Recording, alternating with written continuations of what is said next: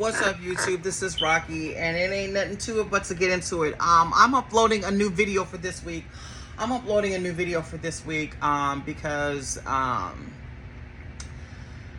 wanted to connect with you guys on a more deeper level, a more informative level, just about what's been going on with me. Like I said, I have a couple of endeavors that's going on right now, and that's starting my YouTube channel. Another endeavor is my weight loss and my wellness journey. And I have been experiencing some success on so many levels. But right now, I want to talk about the behavioral, spiritual aspect of taking on challenges and endeavors.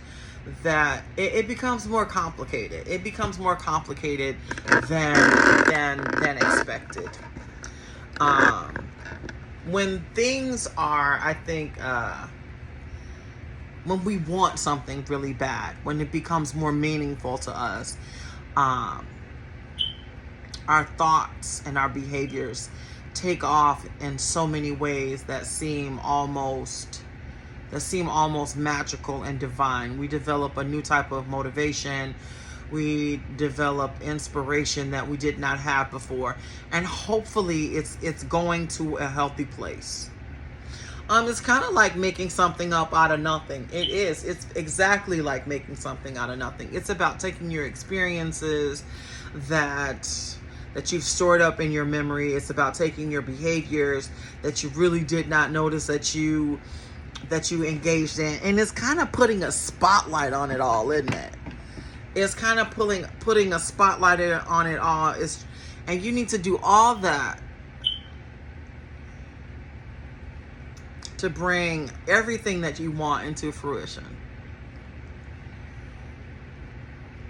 And for me, it's getting healthy. For me, it's living better. It's making better choices. It's about creating opportunities, because I want to look better, I want to feel better, and I want a better quality of life. You know, I don't want to be the type of person that gets old suffering from pain and disappointment because I didn't try certain things, because I didn't make an attempt at something, because I failed to follow through on something that seemed unrealistic or impossible for me to do. And that's what life is all about. I mean, when we're kids, we think it's impossible for us to get up and keep up with our parents. So eventually we take on the courage and the wherewithal, and we recall our memory, and then we start using our legs. As young people, when we take on endeavors, in high school, you know, to become an athlete, to settle down on or pinpoint something that we want to dedicate our lives to, and then applying to higher education and pursuing our passions, and to become educated and to master, you know, whatever skill it is that we want to take on. And for those of us who are very creative, who decide to literally take our ideas, the smallest amount of ideas of getting healthy, of engaging in better behaviors, and changing our attitudes towards negative situations. Because one thing that I realized as a creative person is that whatever I say, I take on cognitively. And cognitively, I can repeat it over and over and again in my mind until it becomes a behavior, until it becomes an action, until it becomes something that is tangible, something that you see, something that represents my passion, something that represents what I know, what I learned. And that happens for a lot of people. A lot of people are more mechanic, though. Some people love going to school, reading books, and doing hands-on things, and they comprehend things really quickly. But I think more creative minds who take on endeavors that are intangible. Like for me, when I decided to take on when I decided to design my channel around wellness, I thought to myself, wellness. who's going to take me seriously? I mean, everybody's doing clothing hauls, everybody's doing makeup tutorials, and I'm not saying that I'm against that. That's all a part of making yourself feel better too. Buying yourself a nice outfit, applying a lipstick, or to decorate yourself to make yourself feel better. All of that is an aspect of wellness, but they're just aspects. I'm talking about the overall wellness experience. I mean, when I started my channel, I had just lost my dad. So basically I was focusing on overcoming grief. You guys can go watch my videos from over a year ago and you can understand where I'm coming from. I was overcoming the grieving process. I was overcome losing a house to foreclosure. I was overcoming homelessness, and I had just basically moved into the apartment that we're living in right now. And I was in a state of chaos. And I decided that, I mean, I was writing things down, but I needed to hear myself say it. I needed to hear myself say it. And I thought about YouTube, and I thought about so many social media platforms where people take the opportunity to teach people and inform people about different processes of overcoming grief, on how to create things, on how to write things down, how to, create a routine so that you can discover what your passions are and bring them into fruition. And a lot of people, there's a lot of those are motivational speakers. But I wanted to choose an unconventional route to it. I wanted to make it relative to some of the worst situations that I had ever been through in my life. Grief, loss, overcoming, health setbacks, mental setbacks. Those points in our mind and our subconscious where we think, this is just not realistic. How can I do this? And it's going to get done. It's going to get done because it's necessary for you.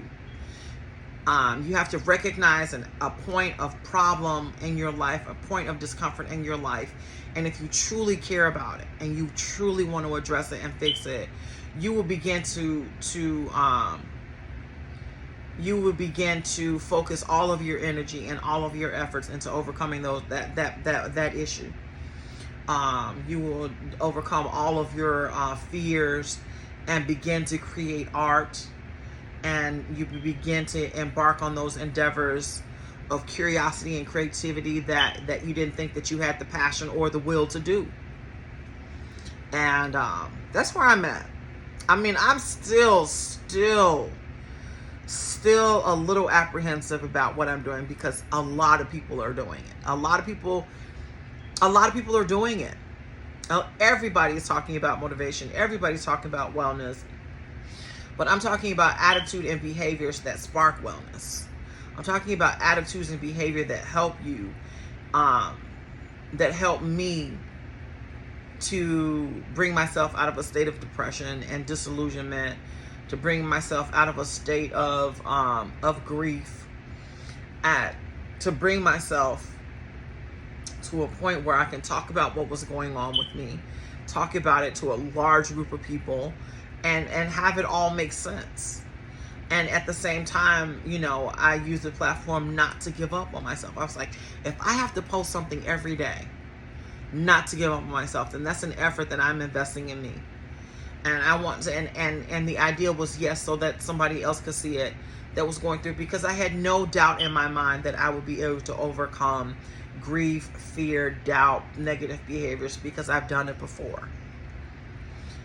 It's just that everything hit me at the same time. Loss, grief, health issues, cognitive issues, and all of that just being one huge event that sent my life into a state of chaos. And I was like, and I said to myself, I don't know if I'm going to be able to overcome this. It's a lot. It's a lot. And since my first video, I've reached certain milestones. I'm in a better place cognitively than I was before. And right now, I think where I am as far as my social media presence is basically trying to capture an audience, trying to win an audience, and try to and truly, I want an audience that can benefit from what I have to share. And I had to develop that because you're all, when you're dealing with imposter syndrome, oh, you're only doing it for the money, you're only doing it because you want the attention, and those are the rewards of it. The money is the reward, something that you should not be afraid of, something that you should take extremely serious, because money is an asset of life, that you need to take care of your social responsibilities, paying rent, buying yourself food, paying for your utilities, transportation, paying for those necessities that you need every day, like soap, laundry soap, shoes. I mean, all of those aspects of our life that we take for granted, that we hardly even pay attention to, that we hardly even notice. Like, one thing about shopping halls that I know that I've seen is that a lot of it's paying attention to the quality, not how much you get, but what you get. The longevity of the product. I mean, what is the average longevity for a pair of shoes? It depending on the quality, it could be 5 years. I have some items in my closet that I've had around, man, for years, and they still look great. They still perform. They still are what I want. And that to me is a key to wellness, building a familiarity, building a knowledge and an understanding of the worth of our investments, and knowing when you're wasting your money on certain things that don't add to your well-being or don't add to your life at all. And decorating yourself is definitely a part of wellness. It is a huge part of wellness. But it all depends on the person, because for me, wellness could be a nice warm bath with bath salts, the ability to fall asleep unencumbered at night, the ability to wake up refreshed and feeling strong and renewed, which is definitely a rarity when it comes to the dealing with stress in your daily life.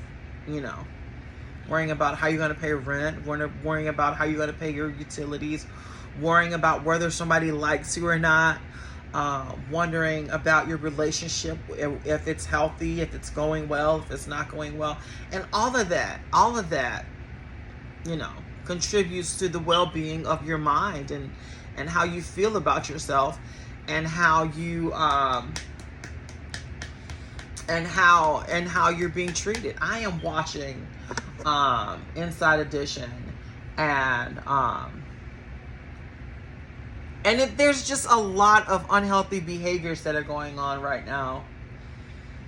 There are crime sprees that are going on. There are people who are coming to points in their lives where they are really breaking down mentally, and they are doing unhealthy things. And it's just a point in society that I had learned about in psychology that I never ever thought that I would witness. In developmental psychology, we go through so many stages of growth and development.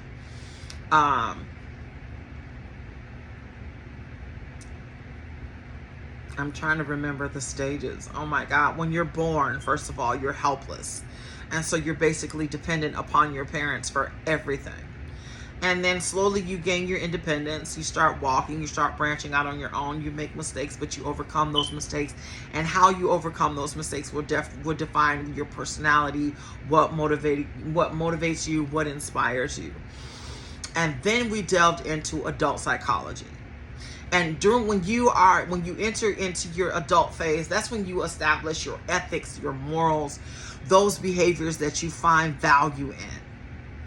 And there are certain stages in life where people become so selfish and self-centered that they engage in questionable behavior.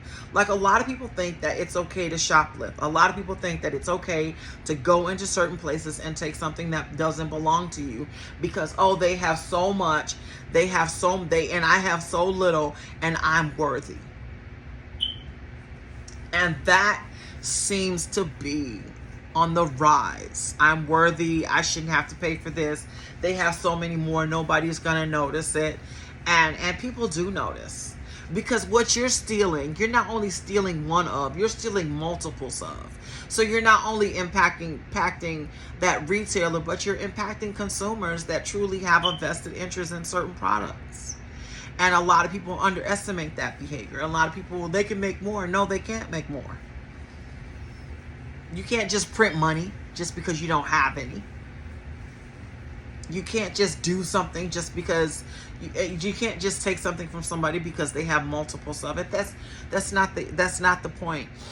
And now I am witnessing my peers, people in my age group who are getting older, who are, you come to a moral, ethical point in your life where you begin to act subconsciously on what you believe, about yourself, cognitively about what you believe about society cognitively. And that's why a lot of people are engaging in a lot of questionable behavior, like the age of the Karen. Like, to me, men and women whose social and behavioral ethics were not well defined, and individuals get to a certain place in life where they figure that they laxed in some ideals, like they missed out on something. So now it's time to take a stand. Now it's time to protest because, oh, I didn't see this and I missed this. And 9 out of 10 times it's something that is so menial and something that is so trifle that they come off and they begin to overreact and they yell, and it becomes kind of like becomes like a motor impairment. Yeah, I know, right? I went to school for psychology. I loved it. It's very complex science, and you're dealing with behavior, and you're dealing with so many sensitivities.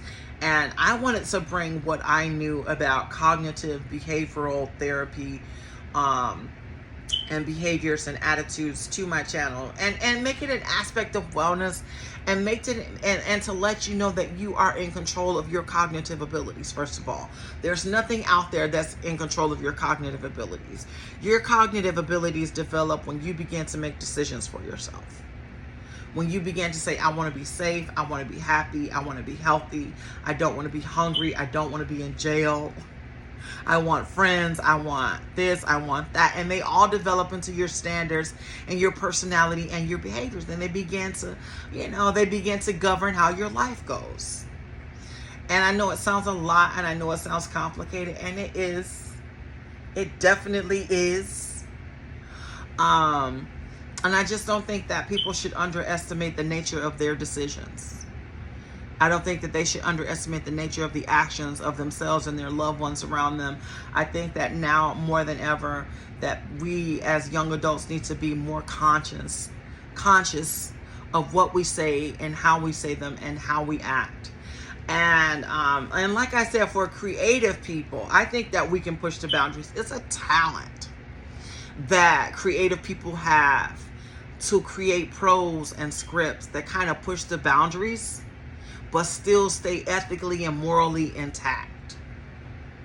Like to say something that would be seen as insulting, but as long as it's not real and it's not directed, and as long as it is understood as entertainment, then, and it's a skill. It definitely is a skill. I have a TikTok channel in which I talk about a lot of spiritual things. I talk about politics, but I'm really brutal and brutally honest. I'm really not, I wouldn't say honest, but I'm brutally creative with it. And I wanted to grab people's attention, and I want people to pay attention to what is going on around them, because one of the worst things that a body of people, and America is definitely a unique country in itself. And one of the worst things that we can do is wake up and be a Karen one day. Oh, we missed that moment, we missed that opportunity, and then we start freaking out, and we start making protesting small menial instances that basically result in chaotic, disturbing displays of angst and it's just not a good thing. And another way that things gotta get out of control in your life is when you start eating out of control, you start drinking out of control, you start doing things out of control, and you start not paying attention to you kind of lose touch you start losing touch of reality, and you stop setting those boundaries, and you lose and you stop setting those limits, and you begin to overdo things. You begin to overeat, you begin to overthink things, you begin to overreact to things, and the end result is a persona that you're not happy with. A persona that you're not happy with, a persona that is not socially acceptable. And, then disappointment, negative emotions. And then you're reinforcing negative behaviors. So you keep doing those negative things that put you in those negative places because you find a place of comfort. A lot of people who have issues with being overweight, they like to hide themselves. They don't want people to see them. And I don't mean by covering yourself up with clothes. I mean, you literally cut yourself off from the world. I don't want to go out. And for physical reasons as well as emotional reasons, but also for social reasons. And it's one thing to love yourself, but it's also another thing to make excuses for yourself, because you can either take on the responsibility of your well-being, or you can start looking ridiculous. You really can. And luckily for us, we have social norms about being kind to one another, but I'm just talking about myself. I'm talking about instances where I know that if I drop the ball and I disappoint myself again, then I will end up looking ridiculous, and that's not what I want. That's not the desired effect. I just want to be healthy.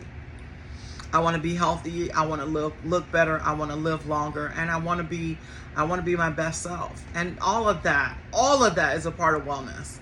And people will try to make you feel guilty. Say, "Oh, you look great the way you are. You shouldn't try to change it." Thank you for the compliment, but no. And those people are called enablers, because it is hard to lose weight, and it is an emotional struggle to lose weight. It is a lot of emotion. First of all, you have to take responsibility for eating how you did, how much you did, and what you ate. And at certain point in times, embarrassing yourself and having to take responsibility for it. I mean, I'm not ashamed to say things like that at all, because the nature of depression is the reason why I became unhealthy and why I gained weight. And when you lose depression, you lose certain aspects of yourself, and certain aspects of your perception become distorted and unusual. And it's also that you can make excuses for your behavior. And none of that is good. Self-enabling is never good, because then you lose perspective even more on reality of what's happening to you, or of how being overweight is impacting your health, how being overweight is impacting your behavior and your interaction with your loved ones and your peers and the people around you and the people that you love. Like, you stop doing the things that you love, you stop being inactive, you stop being creative, you stop finding that motivation that you need to accomplish your goals, to fulfill your passions, and to basically be sociable. So, there's a lot that goes into health and wellness, and I'm really glad that I started my YouTube channel, focusing on those behaviors and attitudes that contribute to you getting better. And I won't even say taking you back to a place where you can be happy, because what if your past is one of the most unhappy places there is? But for you to imagine a better future for yourself, just through your actions, just through how you talk about yourself, just through how you think about yourself, how you perceive yourself, and how you want others to perceive you, without being phony, without creating a false reality, but by being real, by creating a true, real attitude and a behavior that reinforces, what you want, that reinforces your passion, that reinforces your goals. And all of that is valid. all of it. I want to say thank you to my new followers. I want to thank you guys for paying attention to my content. I want to thank you all for your awesome comments. Sometimes, no matter how bizarre they are, they get me to thinking, and they get me to questioning, and they, and I'm learning more and more about what it means to be creative, because I haven't, man, I used to write short stories all the time. I used to do a lot of artwork. I used to make up a lot. And now with AI, I'm getting back into it. I think that AI is one of those tools that I don't know if people are using it correctly, but I'm going to use it to my standard, because I love telling stories. Storytelling is another wonderful way of taking your life and putting it into perspective, so that you can discern the facts from fiction, and so that you can improve yourself through how you narrate your own story. It's a skill. It's a skill that is definitely helpful, so that you can form a voice that makes sense, so you can form a cohesive story that you can relate to in your life, like to make, to remind yourself that you're important, that you're worthy, that you're not totally wrong about what it is that you want to accomplish in your life that seems unrealistic. And if you can think it, and if you're thinking it, then it is